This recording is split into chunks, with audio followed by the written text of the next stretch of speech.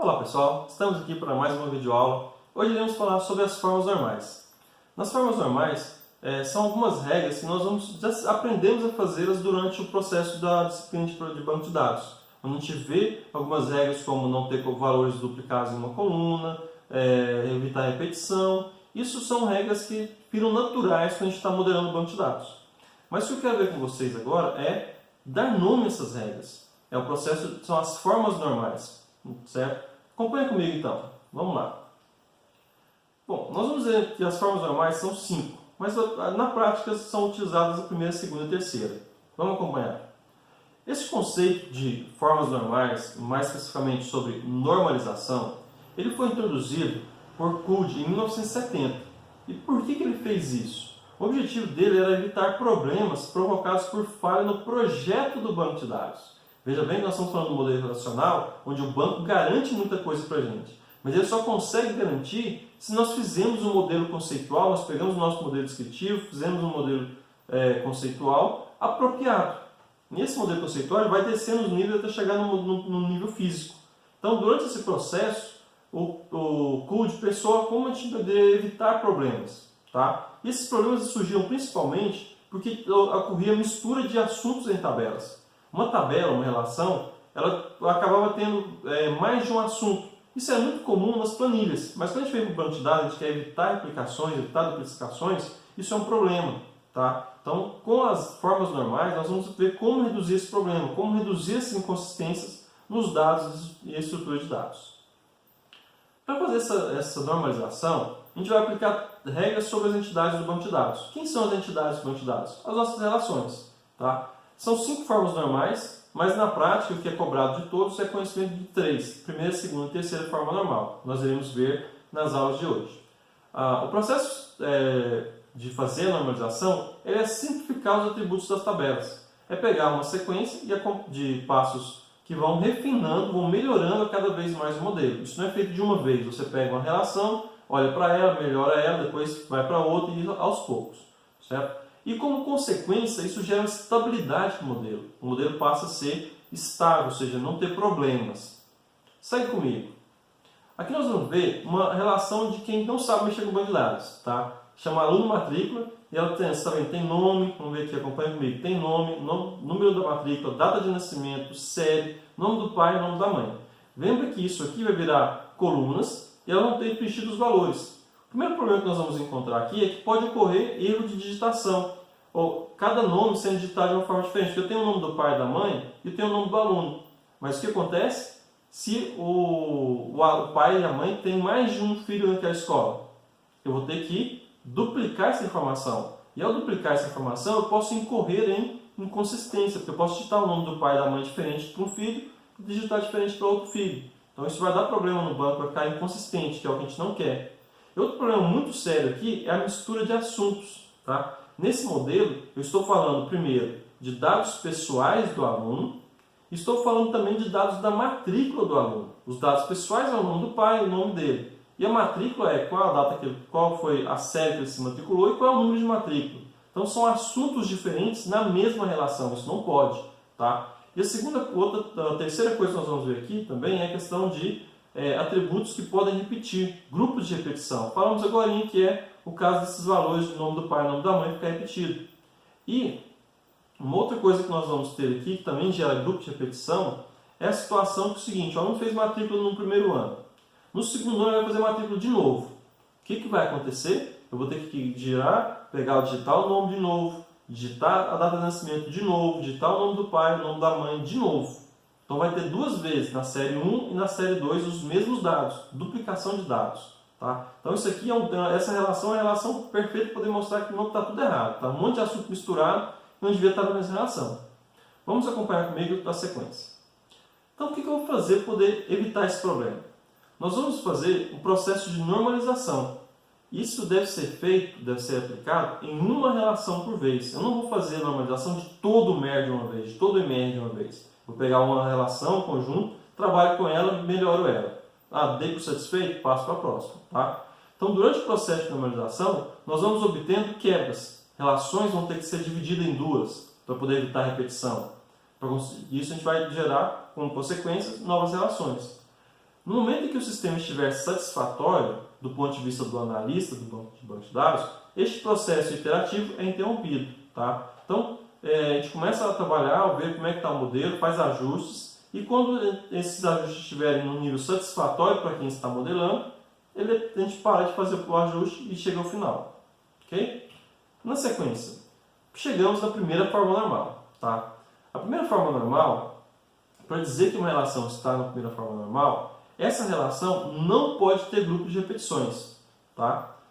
E todos os domínios de atributos possuem apenas valores atômicos, simples e indivisíveis, sendo todos os atributos compostos devem ser divididos em atributos atômicos. Vamos dar uma olhadinha nesse exemplo que eu coloquei aqui embaixo. Tem fatura, que tem o número da fatura, que é a chave, tem o número do cliente, que tem fitas. Tá? As fitas aqui nesse caso, é como a gente vê que as planilhas do Excel ficavam, peraí, vamos colocar os telefones aqui, telefone 1, telefone 2, telefone 3.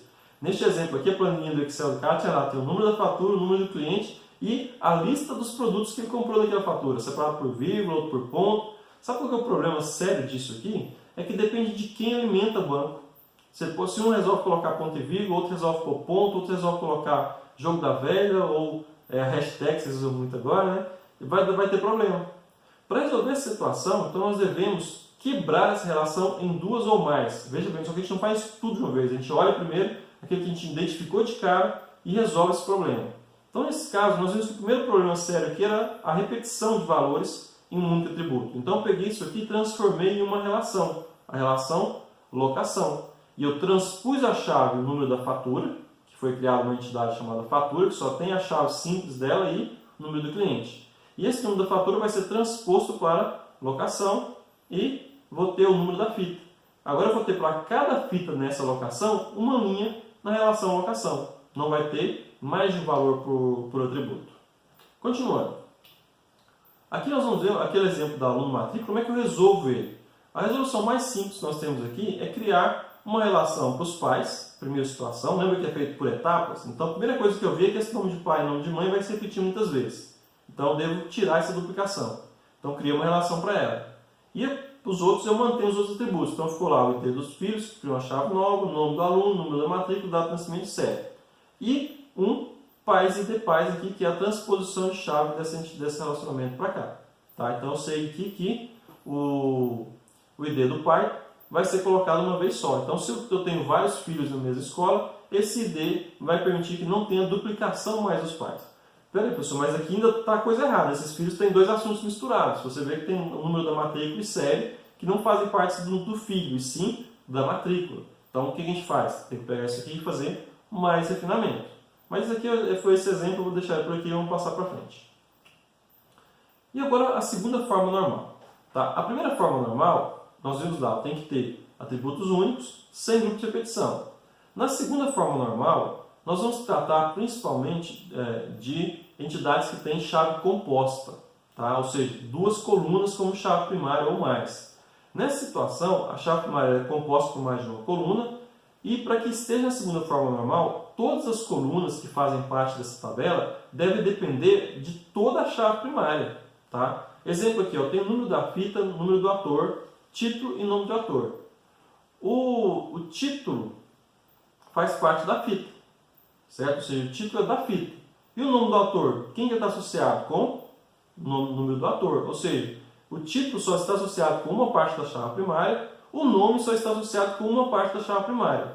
Isso aqui é a característica de ferir a segunda forma normal. Como é que eu resolvo? Essa situação exige criação de três relações. Uma que é a própria fita, veja que eu só tenho o número da fita e o título agora.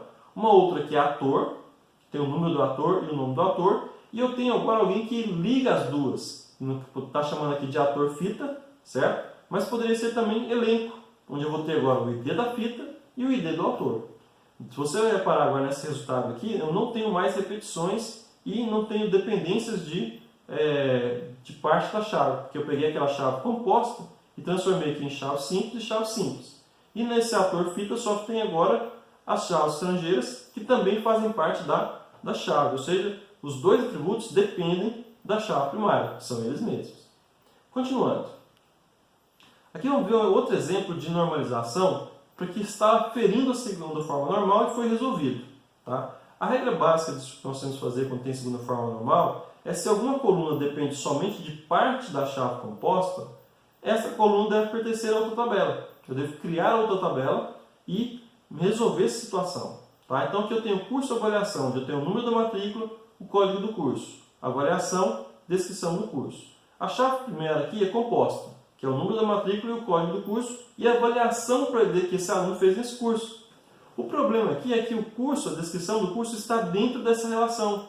Ou seja, eu teria que criar várias vezes o mesmo curso, apareceria várias vezes com várias vezes o mesmo nome. Poderia ter repetição. Tá? Então, nessa situação, a avaliação ela depende das duas chaves primárias, que ela é a avaliação do aluno, da matrícula naquele curso. Mas a descrição do curso ela não depende da chave primária de matrícula e do código do curso. Ela depende apenas de parte da chave primária. Nessa situação, o código do curso e descrição deve virar uma relação à parte. Está aqui, tá vendo? Código curso e descrição curso. E essa nova relação transpõe chave para avaliação, ficando o número da matrícula, avaliação e código do curso. Certo? Então aqui nós temos a avaliação sendo feita e não temos mais a repetição nem dependência parcial de chave. Tá? A avaliação depende dos dois e a descrição do curso só depende de curso. Certo? Isso é segunda forma normal. Na sequência, nós vamos falar agora também da terceira forma normal. Na terceira forma normal, para poder validar ela, a primeira coisa eu devo estar na primeira e na segunda forma normal. Ou seja, a relação tem que estar já de acordo com a primeira e a segunda, para a gente falar sobre a terceira. Ou seja, ela não deve ferir nem a primeira nem a segunda forma normal. Quando eu falo da terceira forma normal, nós estamos falando que ocorre quando uma coluna não é dependente direto da chave primária, ou parte dela, mas sim depende de uma outra coluna constante da tabela que não é parte da chave primária. Tá?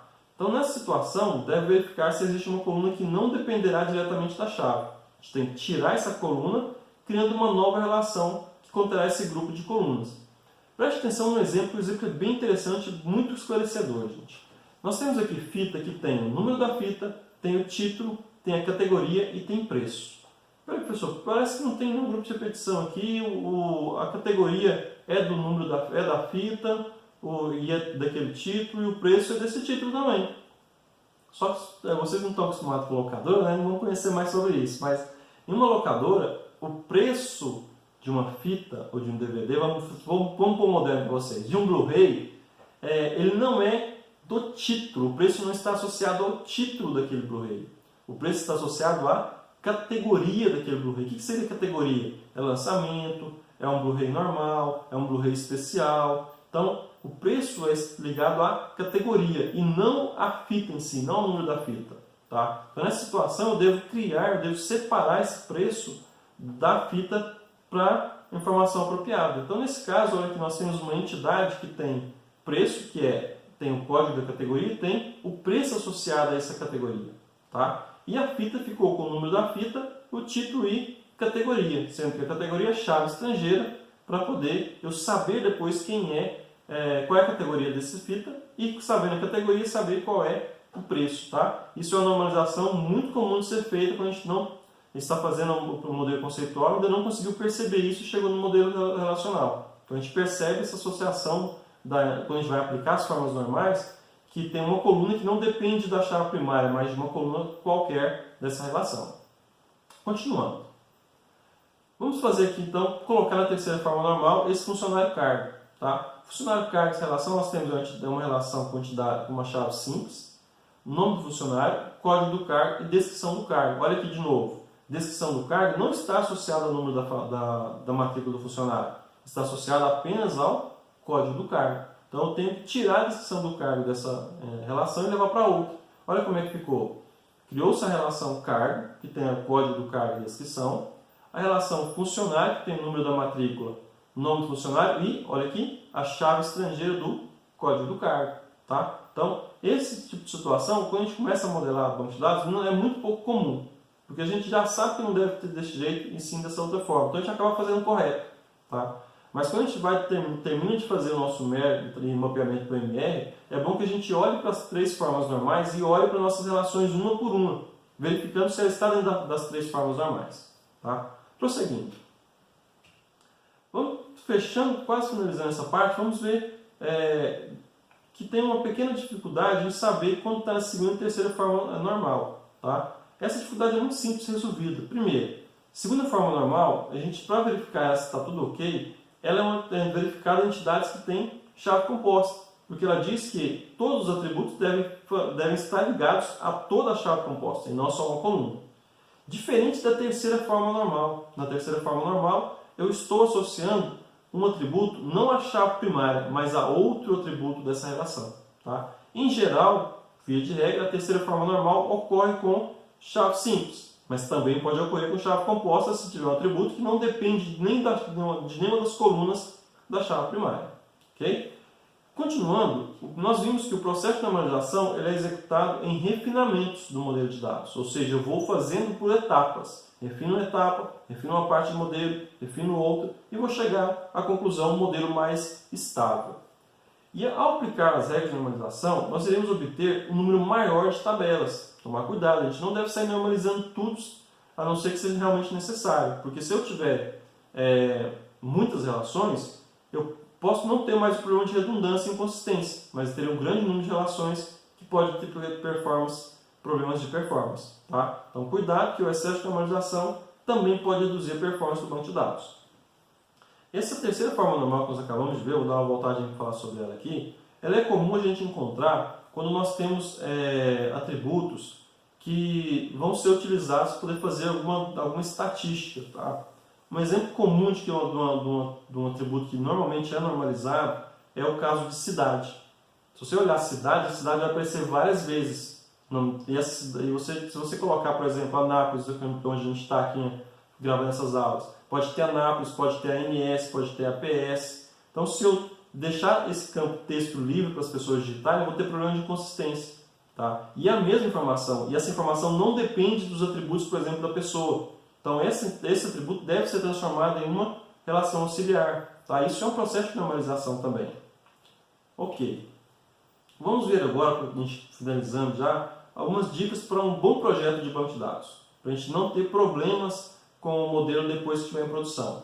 Primeiro, relacionar cada atributo ao assunto da tabela. Olhou para uma tabela, todos os atributos daquela tabela têm que estar associados com o conceito que aquela tabela está pregando. Se eu estou falando de pessoa, eu só posso ter informações de pessoa, não posso ter dados de funcionário, não posso ter dados de clientes. Tá? Se eu tenho funcionário e tenho pessoa, a relação de funcionário só vai ter atributo de funcionário, não vai ter de cliente. E quando o mesmo atributo, preste atenção, se repete em diversas tabelas, é indício que existe informação desnecessária no banco. Se a mesma informação aparece em várias relações, em várias tabelas, e está replicando essa informação, tem alguma coisa errada aí. Tá? Não incluir nas tabelas atributos derivados ou calculados. Lembra que nós falamos sobre isso no início dessas aulas de mapeamento? O atributo derivado ou calculado, ele, por regra padrão, ele não deve ser adicionado ao banco. Se eu tiver problema de performance, esse atributo calculado ele deverá ser garantido que ele seja sempre atualizado. Tá? Então o cálculo deve ser executado quando necessitamos o resultado, esse é o padrão. Mas se for necessário para performance colocar no banco, o banco tem que garantir a atualização dele. Incluir no banco de dados, preste muita atenção pessoal, somente informações necessárias que realmente serão utilizadas. Tá? Você não vai olhar para um sistema e falar assim, não, vou colocar tudo que dá certo aqui. Não. Você tem que colocar os atributos que são necessários para aquele projeto, para aquele sistema. Continuando. Verificar se é possível obter todos os resultados a partir das informações coletadas. Você modelou o banco, criou os dados, criou as tabelas. Agora você tem que verificar se você consegue extrair informação deste modelo. Você criou o modelo, aí eu quero saber quanto eu vendi no mês passado e não tem um atributo data de venda. O modelo seu não consegue responder as perguntas. Então, você tem que olhar para o que você espera do modelo e tentar extrair essa informação do modelo. Tá? Se possível, armazenar sempre as informações separadas, por exemplo, endereço. Tá? Atributo composto. Se ele é composto, decomponha. Tem vários atributos para ele. O endereço é composto por rua, complemento, bairro e cidade, CEP. Se você coloca tudo em endereço e não decompõe, eu não conseguirei fazer um levantamento de quantas pessoas moram na cidade de Anápolis, porque está tudo no formato texto, eu tenho o dado, mas eu não tenho informação. Tá vendo como é que é diferente? Lembra do nosso início de aula de banco de dados, eu tenho dado, endereço, é um texto. Só que em cada pessoa está com o endereço de um jeito. Eu não consigo extrair a informação que está lá dentro. Tá? Então, informações que são atributo composto, decompõem em atributos compostos. Bom, com isso a gente finalizou essa parte de normalização. Estamos caminhando para o final do nosso curso, nossa disciplina. Na próxima videoaula nós iremos ver a parte de SQL, não muito profundo, mas para vocês conhecerem bem como funciona o SQL, conhecerem o princípio de funcionamento e poderem aprofundar mais com o material de referência. Eu coloquei como consulta complementar, não é obrigatório, tá, pessoal? Só para aqueles que realmente querem entender um pouquinho mais. Eu achei o material do livro muito bom e eu estou disponibilizando para vocês, caso vocês queiram estar acompanhando também. Então, nós finalizamos por aqui. Aguardo vocês no próximo vídeo. Até mais!